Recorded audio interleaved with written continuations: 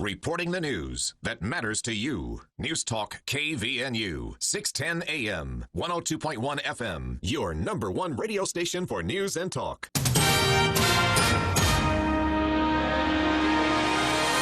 KVNU News Time is 5:05. I'm Bill Walter with this news update brought to you by Northern Steel Building. A 29-year-old Logan man is headed to prison for threatening a woman with a knife during a domestic dispute last year. Decker Becky was given the maximum sentence after a judge said the defendant was out of control because of drugs. Becky was sentenced this morning in First District Court. He previously pleaded guilty to aggravated assault, a third-degree felony. On April 26th of last year, Logan City police officers were called to a duplex near 930 North, 300 West around 2:30 a.m. The victim explained how Becky had shown up asking for drugs. The woman told police that she woke up to find Becky holding a box cutter blade to her throat. He had reportedly entered her home unlawfully while she was sleeping. The victim stated that Becky demanded that she get him illegal drugs. He also cut his own forearm to show he was serious and made statements about having killed people before, according to the police report. Officers located Becky locked inside a bedroom. He was later taken into custody without incident. Police later found a utility knife and blood inside a bathroom. They also discovered a wound on Becky's forearm consistent with the victim's statement. During Monday's sentencing, defense attorney Cameron Cox said Becky had a troubled childhood and dysfunctional family. He also acknowledged that his client had a lengthy criminal history including serving 15 months in prison on a weapons case. Becky said he wanted to take responsibility for all his wrongs. He expressed hope in working on his addictions and health problems. Judge Spencer Walsh expressed concern that Becky was minimizing the seriousness of what had happened. He ordered the defendant to serve a term of 0 to 5 years in prison. The exact length of time will be determined by the Utah State Board of Pardons and Parole. KVNU News Time is 5:07. KVNU weather for tonight. Becoming mostly cloudy, slight chance of snow this evening, patchy fog through the night, low 5 to 10 above. Partly sunny on Tuesday, patchy morning fog, high in the low 20s. And then mostly cloudy Wednesday, lower 20s for the high. And cold one today, 23 was all. And it's 18 right now at KVNU. Your roof is only as great as its installation. That's why at Roof Rescue, they take great pride in carefully and securely installing and repairing your roof with high-quality materials. You can feel confident that your roof is in the right hands when you choose to work with Roof Rescue. In the beginning of time, in a land far away, hid a material in the earth so versatile that once discovered could give way to a century of innovation. From primitive weapons to railroads to buildings that scrape the skies. What is it? Steel. And without it, our world would look much different. Nothing is stronger or more versatile than steel. And if you want a building that'll stand the test of time, call Northern Steel Buildings at 435-677-7300 or visit northernsteelbuilding.com. That's northernsteelbuilding.com. KVNU News Time, 5:08. You may have seen some of the flags at half-staff around the valley today. Utah Governor Spencer Cox has ordered U.S. flags and the state of Utah to be lowered in honor and remembrance of the victims in Monterey Park, California. And the Monterey Park slayings of 11 people happened at a Los Angeles area ballroom dance club during Lunar New Year celebrations. The suspect was identified as 72-year-old Hu Can Tran. He was found dead of a self-inflicted gunshot wound Sunday in a van that authorities say he used to flee in after being prevented from attacking another dance hall. The mayor of Monterey Park said Tran may have frequented the dance hall that he attacked. In a morning press release this morning, Governor Cox encourages individuals, businesses, and other organizations to lower their flags to half-staff as well. And students from 4 local elementary schools showcased their spelling ability during the first Cache Valley Spelling Bee last Wednesday night at Canyon Elementary School. After 15 rounds of intense spelling competition, Cedar Ridge Elementary School's sixth grader, Sophia Liu, took the title after correctly spelling phenomenon and countenance. Sophia said she felt accomplished and happy to see the hard work she put in pay off. Overall, 20 students from Canyon Elementary, Lincoln Elementary, Cedar Ridge, and Summit Elementary schools participated in the Spelling Bee.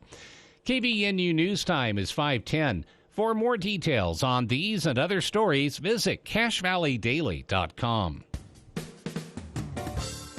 Are you moving into a new home? You want to breathe your own dirt, not somebody else's. You should have your air ducts cleaned by the Duct Hunter to get rid of old dust, pet hair, and a variety of other people's dirt. Call today to get on the schedule for a free consultation. Call the Duct Hunter at 770-4813. We are the Duct Hunter. Breathe better, save money, protect your home. We are the Duct Hunter. 100 plus businesses, thousands of people, free parking, Main Street access. It's the Cache Valley Media Group Home and Garden Show presented by Anderson Seed and Garden at the Eccles Ice Center, March 24th and 25th. If you are a home and garden business, from crafts to home building or excavation to emergency preparedness, this show is for you. Google Cache Valley Home and Garden Show for details. That's Cache Valley Home and Garden Show. Or call 752-1390 for more details. Do you know a champion in our community? Nominate them for the KVNU Above and Beyond Salute. Every Friday morning at 8:30, we'll spotlight a firefighter, law enforcement officer, healthcare worker, or other deserving individual and give them a $40 gift card to Firehouse Subs. Submit your nominations for the Above and Beyond Salute by visiting kvnutalk.com. Help us recognize the champions in our communities. The Above and Beyond Salute, sponsored by Firehouse Subs on News Talk KVNU, the voice of Northern Utah.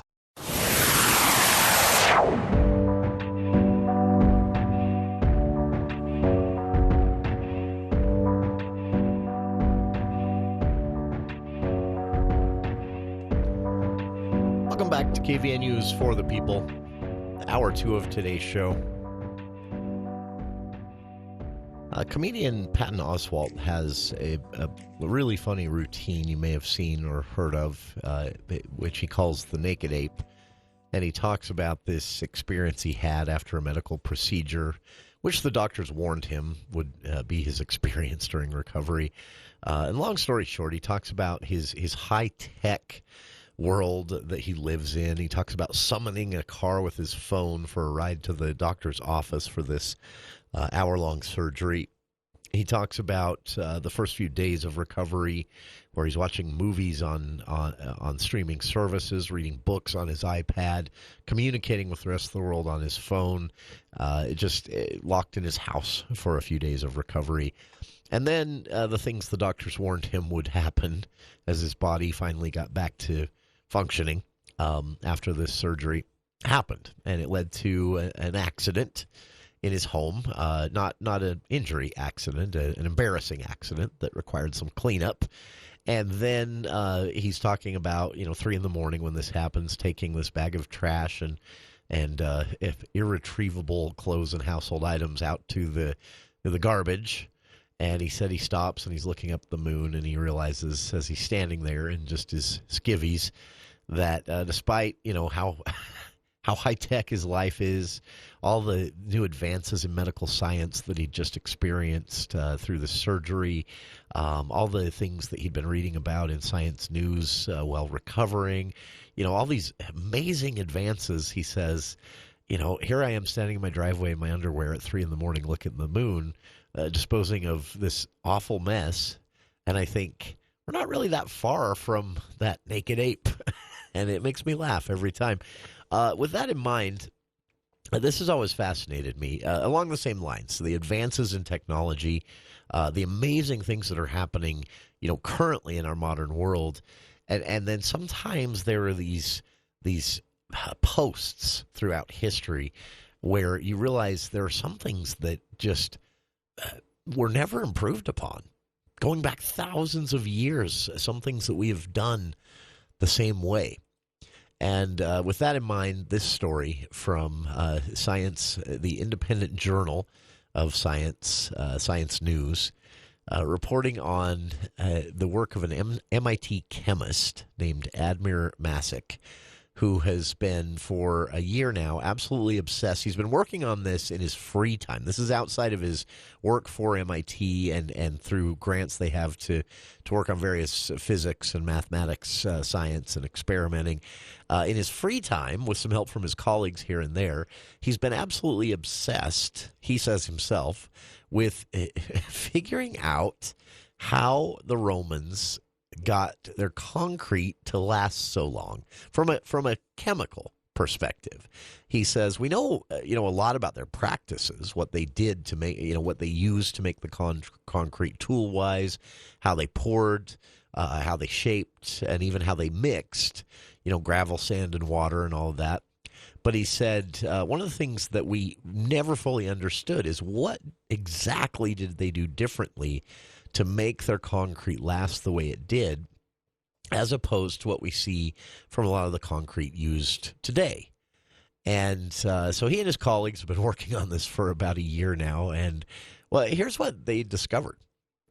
They trying to recreate this ancient Roman technique for making concrete, which, again, is just mixing, cement, gravel, sand, and water. That's never changed for thousands of years. Researchers suspect that the key to the longevity of Roman concrete was something they have dubbed hot mixing. And what this means is that dry granules of something calcium oxide, which, of course, the Romans probably didn't have, a complete chemical breakdown of. They just experimented until they found that adding this had this effect. But it's quicklime. We all know quicklime. But it's calcium oxide is the technical name for it, and they mix that with which was widely available in most Roman habitat areas. They mixed it with volcanic ash to make the cement, and they did all this before they added the water, which Masick says they had to have learned through trial and error. The hot mixing, they said, would ultimately produce a cement that wasn't completely smooth and mixed, but contained these small calcium-rich rocks. And then these little rocks that are, you can see them still in Roman concrete buildings. They believe this might have been key to why they withstood the ravages of time. Modern cement isn't made this way. The reaction of quicklime with water is highly exothermic, meaning that it can produce a lot of heat and even an explosion. So it's not used in modern cement. But the Romans didn't know that, so they used it. And Masick says they were able to do this in a controlled environment, so they didn't blow up the lab and things like that. But the reaction produced a lot of heat, just as they suspected, and even a damp water vapor that was different from regular cement when they added this calcium oxide, this quicklime. And then these calcium-rich rocks were left behind. And what they believe is that they poured through Roman texts and architecture, diaries and things like that, from historian Pliny to famous Roman architect Vitruvius, and they found some clues there that led them in this direction. And the text, they say, cited, for example, strict specifications for the raw materials, such as limestone, and the source, which is a source of quicklime. The Romans, in other words, thought it was the limestone, but it was actually the quicklime.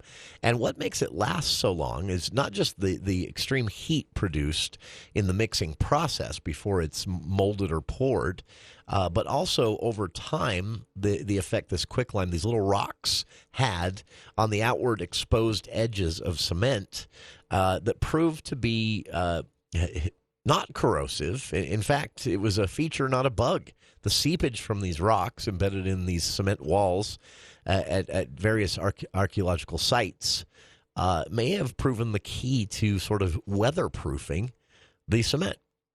It's amazing stuff, and cracking the recipe, Masick says, could actually have modern ramifications, positive modern ramifications in construction of certain things. If they can, produce it safely, then, it could be used for more frequent replacements of concrete structures, means, less fewer replacement of concrete structures means fewer greenhouse gases. Concrete manufacturing is a huge source of carbon dioxide in the atmosphere. So longer-lasting cement, Masick says, could have a huge positive carbon footprint, meaning it subtracts some of the carbon that we dump into the air each year.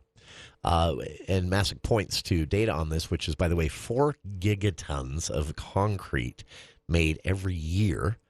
That's huge. The manufacturer produces about 1 metric ton of CO2 per metric ton of concrete with current mixtures. So Masick says if they can use this thousands of years old Roman technology that Romans didn't even understand themselves would last as long as it did, we could be replacing concrete at about a third of the rate that we do today. So the holdup here, of course, it increases the price of concrete. So researchers hope that by reintroducing the technique, they can find a way to also make this cheaper and incorporate it, this ancient technology, into our modern world. It's fascinating stuff, and history, loops back around sometimes like this. It's cool stuff. If you want to see how they actually did it with video even of the heating process of adding this quicklime to the cement mix, I've linked to it on our Facebook page, and we'll be back with more of For the People right after this. Work, school, grocery shopping, doctor's appointments, the gym, to the airport to pick up loved ones, to the kids' soccer games, piano lessons, out for movie night, to hear your favorite band in the city, over to Grandma and Grandpa's house, and on last year's amazing road trip. Your vehicle takes you so many places. Protect it. When you leave your vehicle, remember to always take your keys or key fob with you and lock the doors. If you suspect auto theft, contact the National Insurance Crime Bureau at 1-800-TEL-NICB. That's 1-800-TEL-NICB, or visit our website at www.nicb.org. A public service message from the National Insurance Crime Bureau. Hi, I'm Smokey Bear, and I made an assistant to help you out, because only you can prevent wildfires. Hey, Assistant Smokey Bear. Call me Papa Bear, because I'm grilling up dinner. Do you get it? Yes, good job. So, what should I do with all these coals? Don't just toss them out. Put them in a metal container, because those embers can start a wildfire. I understand. The stakes are high. Ha, ha, ha, ha. Learn more at SmokeyBear.com. Brought to you by the U.S. Forest Service, your state forester, and the Ad Council. Read Across America Day is coming March 2nd. To celebrate with the young readers in your life, join Reading is Fundamentals Rally to Read online webcast. Listen to read-alouds from acclaimed children's authors Sandra Boynton, Chelsea Clinton, and Monica Brown. Join us for a fun-filled event that will motivate elementary-aged children and explore how reading inspired our special guests, teachers, and families. Don't miss this free 45-minute event full of unique storytelling and reading fun. Learn more and register today at rallytoread.org. That's rallytoread.org. Welcome back to KVNU's For the People. Listener triggered topic here. I'm excited about this because I know the answer to one of the questions already. Listener emails in. Long story. She says for various reasons, she decided last summer it was time for her to lose weight and be healthier. This led to her exploring more of the trails around the valley, foothills, mountains, and more, just walking as much as she could every day. Then winter came along, and those trails weren't an option, or at least not an option she wanted to take advantage of. In parentheses, she writes, I hate snowshoeing. So she started walking the trails that are often cleared within Logan City's boundaries. Something we've talked about many times on the show with Logan City Mayor Holly Daines and more. Logan City always finding ways to add more to the trails. But Amy writes in and says, I've lost a lot of weight. I'm going to keep doing this, but why I'm writing today, I think you should spotlight the trails in Logan City, because in all of this time, I've never had to repeat a path unless I chose to, even once. There must be miles of trails within Logan City's boundaries, and people should know about them. So we reached out to our friend Russ Aquina, director of Logan City's Parks and Recreation Department. And Russ, appreciate taking some time, especially on short notice, to do this for us today. If you can, start us off. How many miles of trail now exist within Logan City's boundaries? Well, there is. Thanks for having me. Oh, appreciate it.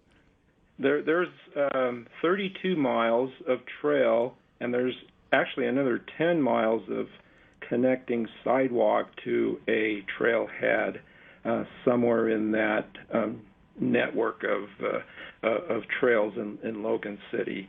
And within some of our parks, we have these connecting loops that the public can also enjoy if they weren't going, from one destination to another and just wanted to pull into a park and walk a trail. So there's a loop trail, that is. So there's different varieties of things that can be done. That is amazing. This is when you put it in that perspective. It's just honestly reflective of a clear focus of the city, right? It is, and it's been over a pretty long period of time. It was in place, parts of it, when I arrived, and of course we've continued to focus on, mainly now it's these connections where we have gaps in the trail system or continuation of a system or a trail that already exists.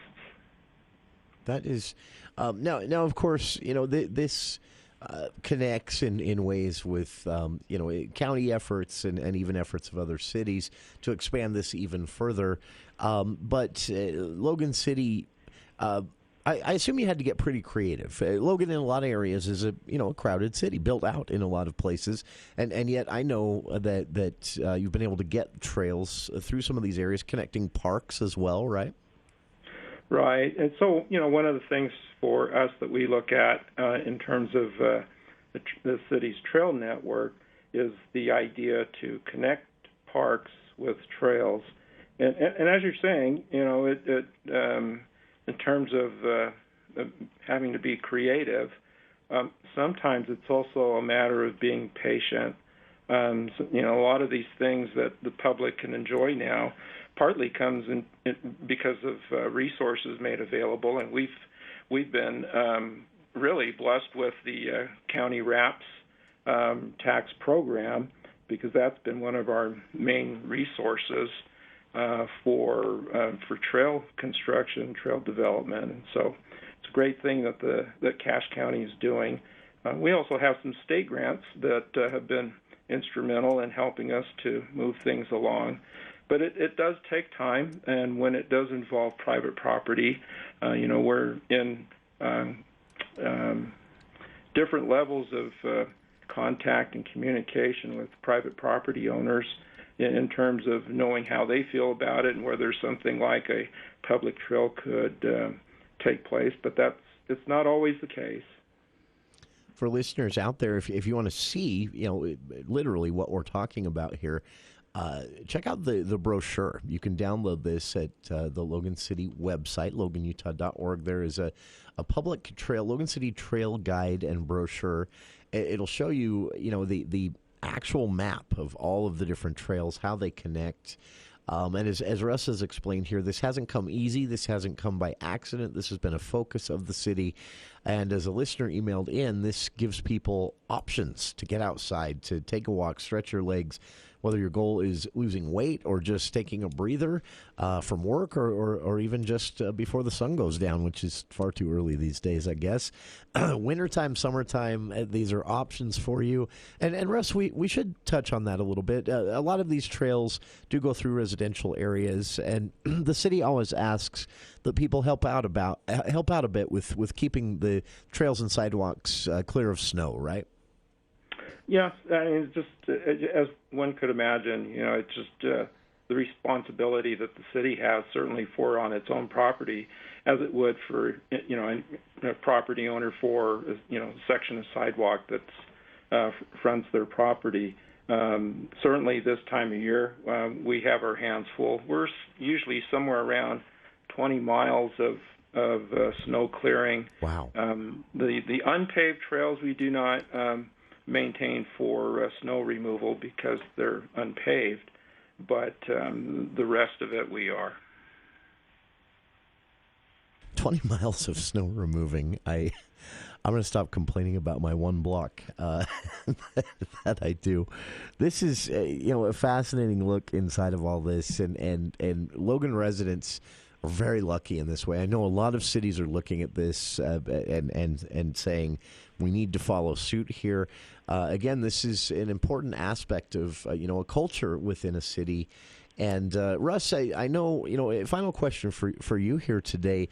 This isn't the end of it, right? I know as certain projects are coming to completion, there are more trails planned around, one's a road project, but that's going to give an option for expanding trails, right? And you're always looking for other opportunities? We are. We try to keep in contact with what other agencies are doing, both at the state level as it pertains to projects that run through Logan, and so we try to work closely with UDOT on what they're doing. For example, with the State Route 30 SR30 project, but also with our neighboring cities in terms of our trail connections to what they're planning to do, both north and south of us. Very nice. Again, you can find a trail map and brochure of Logan City Parks, 32 miles and growing of trails, 32 miles and growing of trail systems within Logan City's boundaries. If you're looking to get out and just stretch your legs, I guarantee near you, regardless of where you live in the city, there is an option. And you can see the full map, download the brochure at loganutah.org.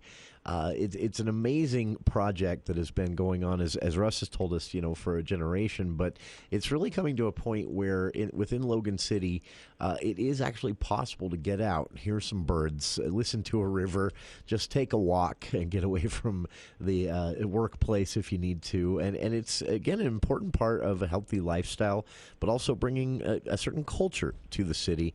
And kudos to Logan City for making this a focus. And thanks to Amy for emailing this topic suggestion in. A pleasure, Russ, to have you here on the show, and we hope to speak again soon. Great. Look forward to it. Appreciate your time today. Appreciate our listeners' time as well. Our guest again, Director of Logan City Parks and Recreation Department, Russ Aquina, will be back with more of KVNU's For the People right after this.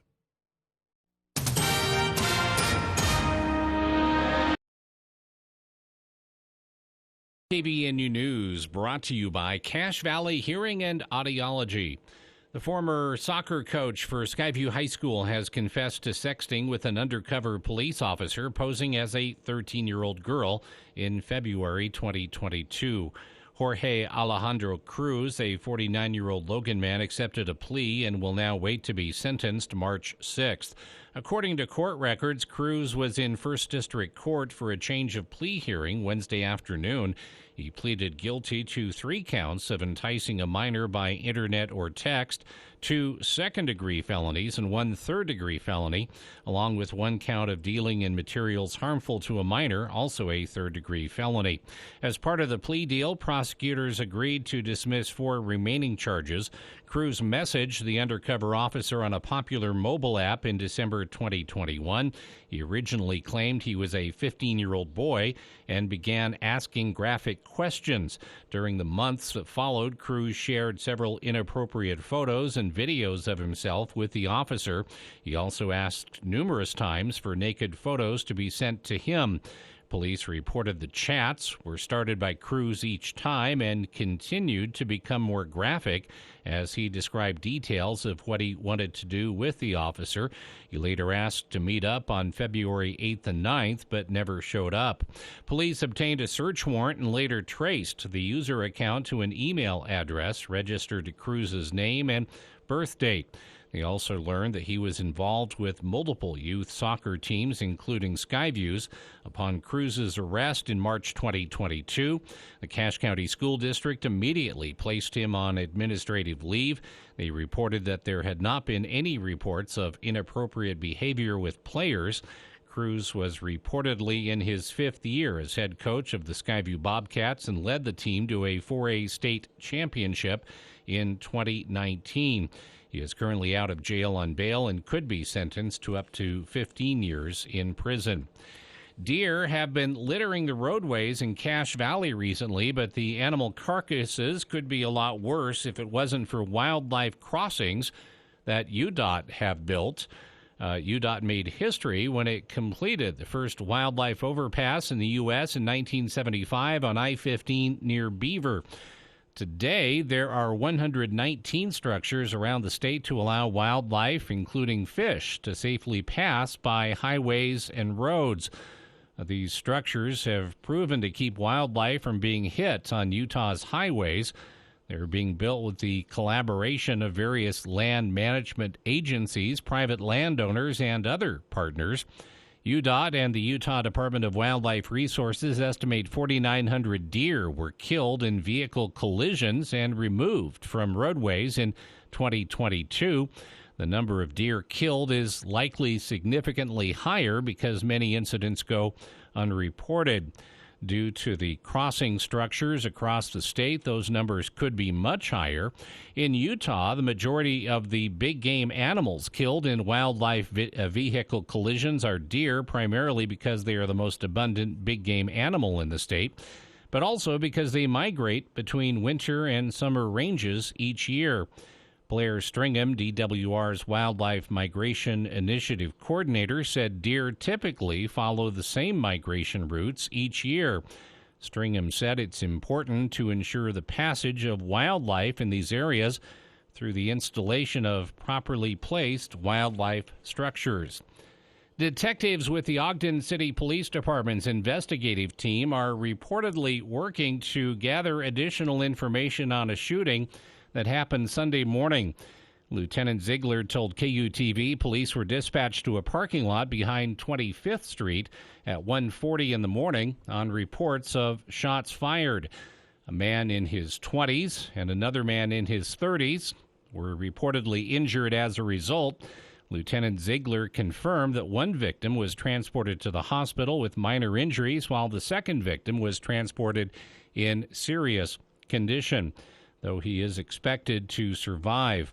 According to the lieutenant, detectives have gathered enough information to confirm that this was an isolated incident, meaning the suspect most likely knew the victims and had them targeted. A man was transported to the hospital Saturday evening after reportedly attempting to ride a bike across a crosswalk against a red light. KUTV reports the crash occurred around 7:30 p.m. in the area of 4500 South and Highland Drive. Sergeant Melody Cutler with the Unified Police Department said a man rode onto the street on a do not cross signal and was struck by a vehicle. She said the driver stayed on scene and had been cooperating with the investigation and is not believed to have been distracted or driving under the influence. However, Cutler said it's believed the victim was under the influence. The man was transported to the hospital in critical condition. Information on his current condition was not immediately available. Law enforcement has been investigating a multi-vehicle collision that involved a snowplow driver from Preston. The crash occurred at about 10 a.m. Sunday on I-15 at milepost 31, south of the U.S. 91 interchange. Idaho State Police report the driver of a 2019 Lexus GX, a 62-year-old man from Pocatello, was traveling southbound on I-15 when he rear-ended an Idaho Transportation Department plow truck that was traveling southbound with safety lights activated. After impact, the Lexus continued off the right shoulder and into the borrow pit. The Pocatello man was not wearing a seatbelt and transported by ground ambulance to a local hospital. Police report the driver of the plow, a 36-year-old man from Preston, was not transported. Southbound I-15 was partially closed in the right lane for about 45 minutes. And Utah Democrats have issued a critique of lawmakers' actions during the first week of the 2023 legislature. Diane Lewis, the state Democratic Party chair, said they have seen Republican extremism in action at the legislature, and the supermajority is once again prioritizing culture war crusades over meaningful actions for Utahns. Lewis went on to condemn the advancement of bills that she said attack marginalized youth and undermine parental rights, send tax dollars to private institutions rather than investing in public schools, and put lawmakers in the middle of the judicial process in order to restrict medical freedoms. KBNU weather brought to you by the Duct Hunter. They remind you to change your furnace filter every 3 months. Your furnace will run more efficiently. To clean your ducts, call them at 435-770-4813. Slight chance of snow this evening, becoming mostly cloudy, patchy fog through the night. Low 5 to 10 above, partly sunny. Patchy fog in the morning on Tuesday, high in the lower 20s. It was 23 today. For more details on these and other stories, visit CacheValleyDaily.com. We start each new year filled with hope and prosperity for things to come. At Cache Valley Hearing and Audiology, it's no different. Dr. Daines is so grateful to get to call Cache Valley home and continue to offer his services to the wonderful people that live in our beautiful valley. He wants to help you start your new year off right by improving your hearing, which over the course of time will help improve your quality of life. Give them a call at 435-753-4327 or 753-HERE to schedule an appointment, or you can visit them online at CacheValleyHearing.com. Bear Lake's Monster Winterfest is January 27th through the 29th. Come on up for a weekend of fun and adventure. It kicks off Friday morning with winter sports at the Sinks and Lookout areas in Logan Canyon. On Saturday, watch hundreds of brave souls jump into the icy cold waters of Bear Lake for the Monster Plunge. Warm up with a bowl of chili at the Chili Cook-Off, and don't miss the Cardboard Boat Regatta. There's a fun run and, of course, Cisco Disco Fishing. Don't miss this fun winter tradition. Bear Lake's Monster Winterfest, the 27th through the 29th. Go to bearlake.org for all the details. Do you know a champion in our community? Nominate them for the KVNU Above and Beyond Salute. Every Friday morning at 8:30, we'll spotlight a firefighter, law enforcement officer, healthcare worker, or other deserving individual and give them a $40 gift card to Firehouse Subs. Submit your nominations for the Above and Beyond Salute by visiting kvnutalk.com. Help us recognize the champions in our communities. The Above and Beyond Salute, sponsored by Firehouse Subs on News Talk KVNU, the voice of Northern Utah. In the vast ocean, there was room for only one victor. Pull her broadside, men! Brace yourselves! Many would never come back.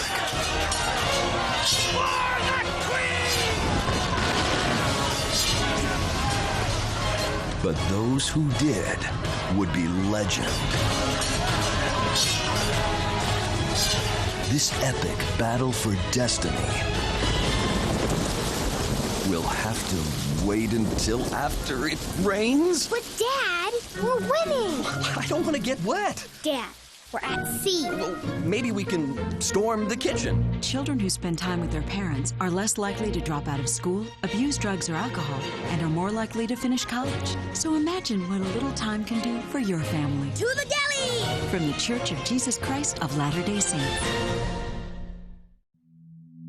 The Alzheimer's Association and the Ad Council present the story of Cynthia and Ed. My mother was always very active and independent, and she was familiar with her neighborhood. But one day, out of the blue, she stopped at the stop sign for much longer than usual. And she didn't know whether she should go forward or turn or just stay at the stop sign. She wasn't even really sure where she was at. She was very concerned. It was very unsettling for her. It's important for you to talk to someone about it, to bring the family in on it. I felt so much better after my son told me, Mom, I don't want you to worry or be afraid. I'll be there for you and we'll figure it out. When something feels different, it could be Alzheimer's. Now is the time to talk. Visit alz.org/ourstories to learn more. A message from the Alzheimer's Association and the Ad Council.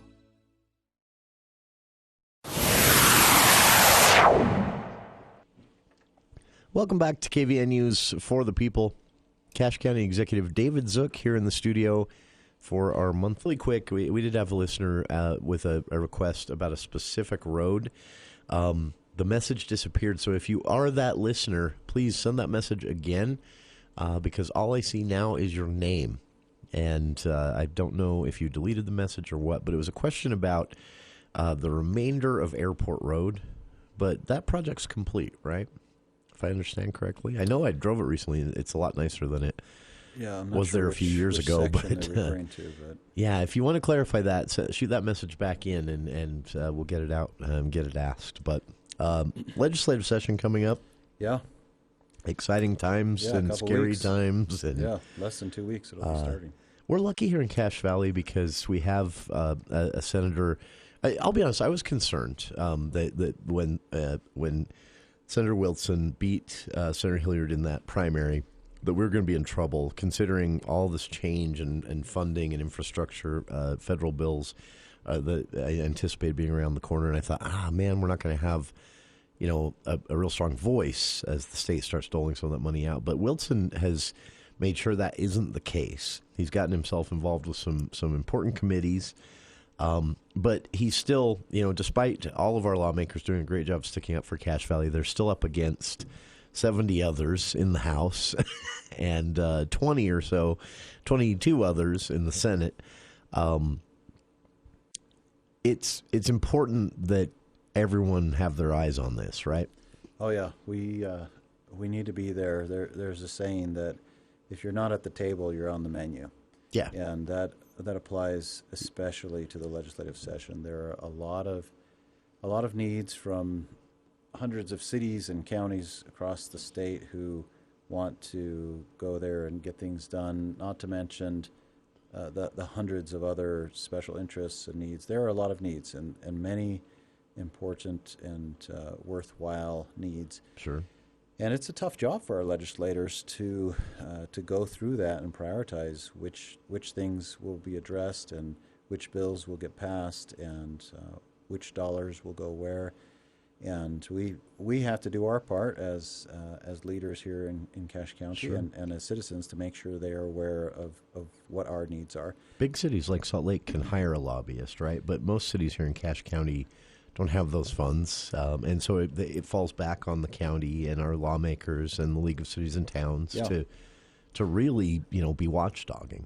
Yeah, and we have some great organizations that advocate for us on a statewide level. You mentioned the League of Cities and Towns. They represent all of the cities and towns across the state, and they advocate for things that benefit everyone, essentially. Sure. So all of the cities. But if, let's say, one of our local cities needed something just for them, that a group like the League isn't necessarily going to advocate for their specific need. They advocate for things that support everybody. And we have the same kind of an organization for counties, the Utah Association of Counties. Sure. And even within the Utah Association of Counties, we have organizations, for example, the Sheriff's Association with all of the sheriffs, and we have all of the county attorneys who get together, and we have all of the assessors and all of the treasurers and all of the recorders, and they get together to work on priorities that affect all of them. For example, one bill that we're concerned about is a bill that would change how the county recorders throughout the state would function. Yeah. And there's a proposal to essentially take that function and have the state perform it. And which is a weird. Every time I see this, I think, where is this coming from? Yeah, what's the problem you're solving here? I haven't spoken with this representative yet. I don't understand what the problem is that he thinks it would solve, or how that would be possible to make it better. It seems like it'd be really expensive too. Yeah, to turn it into a state agency. Yeah, it would take a lot of work to do that. If I were him, I would first pass a bill that said everybody had to make everything electronic and scan everything and put it all in a centralized database or something. Let's try that first and see if that solves the problem. Yeah, there are a lot more improvements we could make along the way, which our recorder's been doing a fantastic job of updating our records, scanning records, digitizing things, and he's concerned about this bill from Representative Tusher. So that's one of the things we're watching. But statewide organizations will advocate as a group with all of the elected officials from around the state, and it's very effective when we do that because we can talk to our local legislators, and then the recorders from another county talk to their local legislators, or the sheriff from another county talks to his legislators. Our elected officials throughout the state, we all communicate with each other, and we communicate with our state reps, and it's a pretty effective process. It's impressive that it works as well as it does. We also have another way that we do this that is probably the most effective legislative tool that we've been using in northern Utah, and it's actually something that's handled through the Chambers of Commerce. Oh, really? And it's called the Northern Utah Chamber Coalition. And what we do is we get together with all of the Chambers of Commerce north of Salt Lake. So everybody in northern Utah gets together. And what we do is we say, let's all back each other up, let's all work together, let's all partner to go advocate at the legislature. Because if you think about this, Salt Lake County, they have more legislators than us, way more than us. Utah County, way more legislators than us. We couldn't compete. If it was every county for themselves, we wouldn't be able to compete with the larger counties. Even Weber, Davis County, we wouldn't be able to compete with them. No. So what we do is we say, let's all partner together and advocate with each other, for each other. And guess what? If we take everybody from north of Salt Lake and we all band together, we have one more legislator than Salt Lake or Utah County. And a much larger megaphone if it's a unified, because it is, it's always concerning to me, speaking of Chambers of Commerce, and no offense to like the tech businesses, because we have them here in Cache Valley. In fact, that's my point. There's been so much love from the legislature for Silicon Slopes, which is all in Provo, for the last several years. And every time I watch them talking about it, I think, do you realize how many tech businesses, for lack of a better label, are in Cache Valley or in Brigham City? And yet, there was all this money for Silicon Slopes. And so it makes me feel good to know there are advocates out there for northern Utah. Yeah, and the Chamber Coalition, we Cache County, we're members of the Chamber of Commerce, the Cache Valley Chamber of Commerce, and I would say the number one benefit we get from that is the legislative advocacy by far. Oh yeah, they have brought millions of dollars. They've helped us to secure millions of dollars, including, like we were talking about earlier, the SR 30 project. The Chamber was one of the biggest advocates for our community in making sure that funding came for that transportation project, and that's a great partnership that we have to help us with legislative needs. So yes, we have a lobbyist that we use for Cache County, and they're awesome. We are members of multiple other organizations statewide that advocate as a group for us, including NUC and UAC, and we work together. And then each of our elected officials, they advocate on their own for different needs. For example, our assessor, he runs the DMV, and Brett Robinson. So when you go in to license your vehicle, that's a county office. And that's actually a state service. Maybe this is one they could take back. Well, actually, they have taken it back. We're the largest county, population-wise, that still runs the DMV services. Oh, really? All of the counties larger than us, the state has taken it back.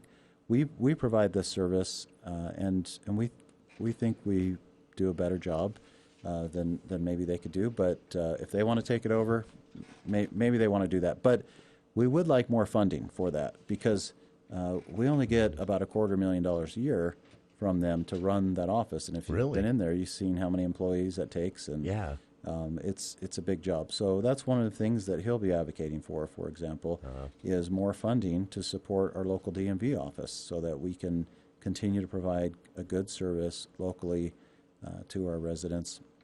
And another thing that you and I have talked about many times is mental health.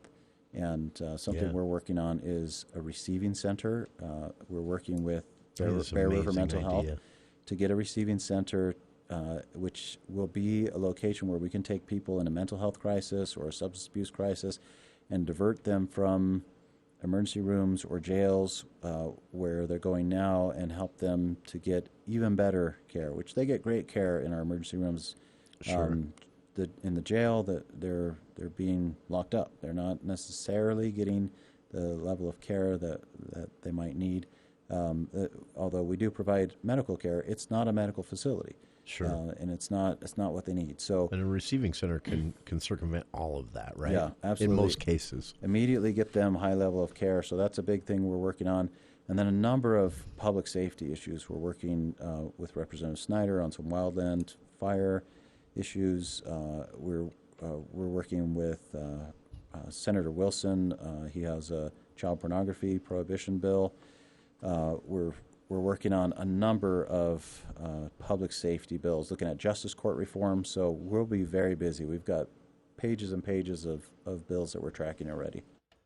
Again, the legislative session entering week 2 as of the start of this week. No official word on some of the more controversial bills that are expected, but all of these bills we've been discussing here with Cache County Executive David Zook in this legislative preview of sorts can be found. le.utah.gov. That's also where you'd go to watch happening live or past committee, floor debates, and more. It's a one-stop shopping resource. This is the one thing the legislature does really well, is their website, le.utah.gov. You can search by keywords, lawmakers' names, bill numbers, and more. The subject of a bill. You can even search and find all bills relevant to that. For example, if you want to see if there are any bills regarding traffic cones, just search traffic cones, and you'll actually get that popping up there on the front page of le.utah.gov. You can also see the full calendar there for the upcoming week as well, and the entire session, if you'd like. That, again, is, as we enter week 2, a recap from Cache County's perspective. Speaking of mental health services, a bill unveiled late last week that relates to this. We'll talk about how one lawmaker feels Utah is not doing enough to encourage people to enter the line of work of mental health services and social services here in the state. That's coming up right after this here on KVN News for the People. The Cache Valley Media Group Home and Garden Show, presented by Anderson Seed and Garden, is March 24th and 25th. As a business owner, you can visit with, invite, and explain to thousands of potential customers how your business can help. How else are you going to come in contact with several thousand people in only 2 days? The Cache Valley Media Group Home and Garden Show at the Eccles Eye Center. Google Cache Valley Home and Garden Show for details, or call 752-1390 for more. This is Police Chief Gary Jensen from Logan City Police Department. A number of scams are occurring throughout our city and county. These scams are highly emotional and demand immediacy that you pay, and you pay now. They will say they are from the IRS, the Sheriff's Office, the Police Department, utility companies, medical facilities, or even romance scams. The scammers do their homework. They can do a simple check on the internet of your name and find out where you live, where you used to live, even people that are associated with your name. They are always highly emotional phone calls that demand immediate payment or something bad will happen. Slow down and diffuse by asking questions. If they want you to pay with Bitcoin or gift cards, this is a scam. Be careful. Hang up the phone call is the best thing that you can do. Again, slow down and think. React by hanging up, and don't become a victim. I love this song! I love nachos. Loving everything? You might be buzzed. You know what I'd love? A ride when it's time to head out. If you see a buzzed warning sign, call for a ride when it's time to go home. Buzz driving is drunk driving. A message from NHTSA and the Ad Council.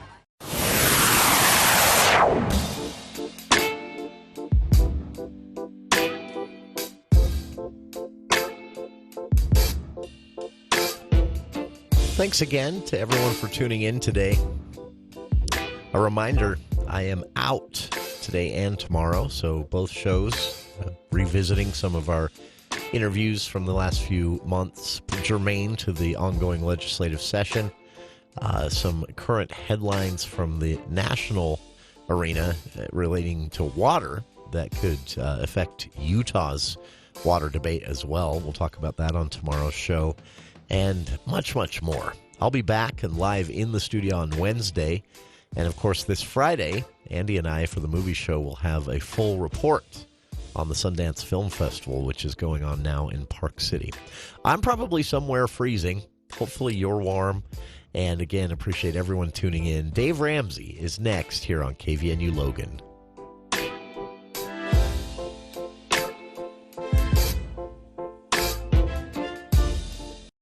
KVNU.